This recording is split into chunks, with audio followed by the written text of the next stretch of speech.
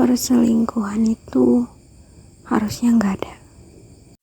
Kalau lo ngerti konsep dari pasangan, lo dan gue, aku dan kamu, jadilah kita. Kalau ada orang ketiga, maka biarlah itu buat cinta kita. Kalau pasangan itu ya cuma berdua. Kalau bertiga, berempat, berlima, itu namanya poligami.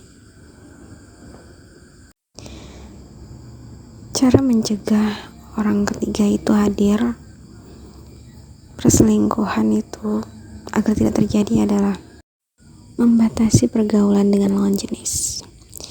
Ya, tidak ada pertemanan laki-laki dan perempuan, kecuali kayak masalah pekerjaan, hal-hal yang profesional yang harus membuat ada komunikasi gitu. Bukannya malah sekalian minta anterin pulang, diajak makan bareng. Nggak kayak gitu konsepnya. Gue pernah dibilangin sama cowok gue, laki-laki sama perempuan tuh gak ada pertemanan 100%. Pasti akan ada timbul rasa pada salah satunya, entah itu dari pihak cewek ataupun pihak cowok. Hal-hal yang memang harus dihindari banget. Ini juga masuk hal yang wajib dihindari, memasukkan orang ketiga dalam hubungan. Kalian mungkin udah sering dengar soal orang ketiga gak akan masuk kalau tuan rumah gak membukakan pintu. Itu adalah hal yang tepat banget, karena tanpa lo sadari sebenarnya lo ngomong sama temen, ngomong sama keluarga, sahabat, besti-besti lo tentang hubungan lo maupun baik ataupun buruk, tentang hubungan lo apa aja, itu lo sebenarnya sedang memasukkan orang ketiga. Ini bukan hanya kayak mau ngerebut pasangan kalian, enggak.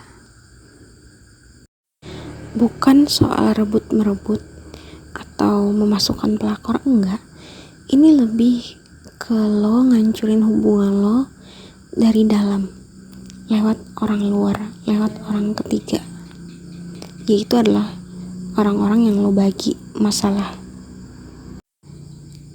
tentang hubungan lo. Kayak lo lagi ada masalah sama istri lo mungkin, atau cewek lo, cowok lo gitu.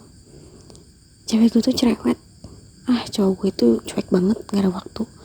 Ketika lo curhat, lo tuh udah membagi masalah lo sama orang lain, biar orang itu juga ikut campur dalam masalah lo. Ntar mereka tuh akan kasih saran, kasih masukan, seolah-olah mereka udah pernah ngalamin. Padahalnya setiap masalah orang itu beda-beda, walaupun hampir sama, tapi kita gak tahu kondisi orang itu kayak gimana, waktu dia ngadepin itu kayak gimana, beban yang dia rasakan saat mengalami kondisi itu tuh kayak gimana. Pasti beda-beda walaupun sama. Kayak contoh kejadian, lo anggap minum kopi di hotel 80.000 itu tuh biasa aja pada saat lo gak punya uang. Kayak gitu bisa dikategorikan gak punya uang. Itu kayaknya anak-anak orang kaya, anak konglomerat deh, yang bisa bilang 80.000 itu tuh ngopi di hotel bukanlah beban buat mereka. Tapi berbeda nih sama orang-orang yang menengah ke bawah lah ekonominya. Bahkan ada yang buat makan besok aja mereka tuh masih mikir-mikir. Gimana mau ngopi di hotel seharga 80.000? Dari sana aja kan kelihatan. Ketika orang menghadapi masalah nggak punya uang itu tuh beda-beda dari setiap orang.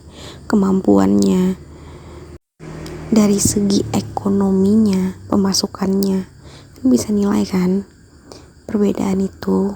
Kayak gitu juga sama masalah dan pasangan.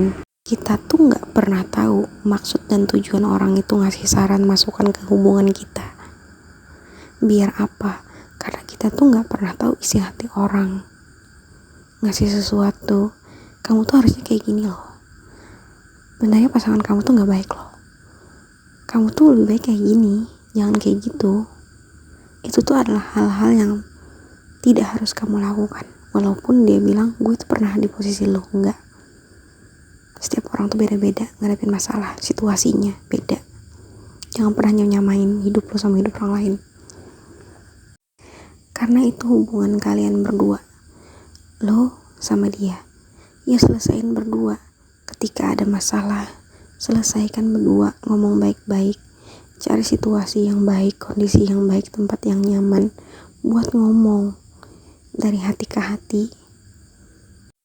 Biarin kalian berdua bisa ngomong pelan-pelan, nemuin titiknya di mana, kesalahannya apa.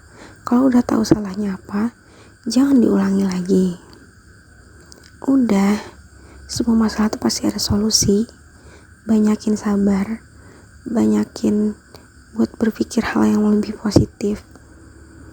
Cari solusi bareng-bareng.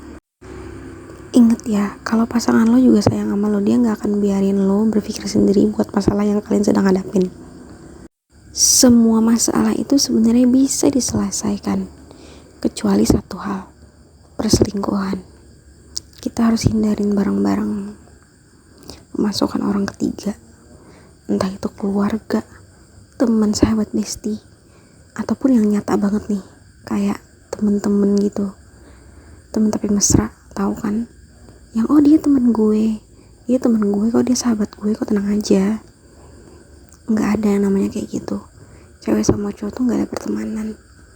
Udah, karena kita tuh sebelum pacaran juga awalnya kan dari temen, ya kan? Makanya bahaya kalau pacar lo tuh punya temen lawan jenis.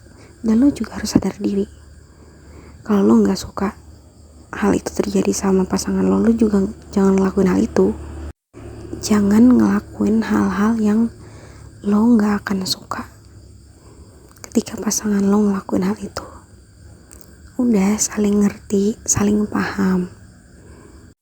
Karena kadang semua masalah tuh nggak harus diselesaikan sekarang. Cuma perlu tenang, sabar dulu, cari masalahnya bareng-bareng. Hindari pikiran negatif lu yang seolah-olah gak ada jalan keluar lagi selain kata pisah.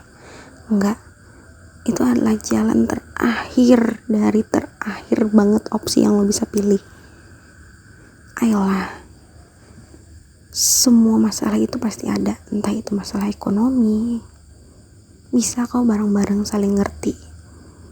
Jangan saling membelakangi, nutup-nutupin sesuatu, coba terbuka.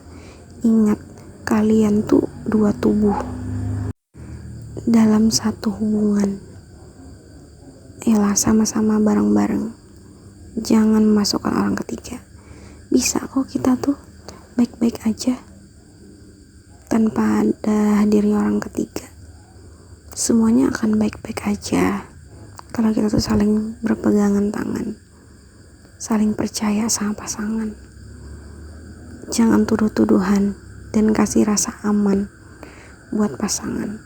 Kalau kita tuh setia, dan kita juga pantas untuk mendapatkan orang yang setia. Orang-orang yang baik itu juga akan dipasangkan dengan orang-orang yang baik kan? Iya enggak? Kalian pernah dengar itu gak sih? Kalau belum pernah dengar ya, ini kalian sekarang dengar dari gue. Gue Rika. Perselingkuhan itu emang gak seharusnya ada. Bye-bye.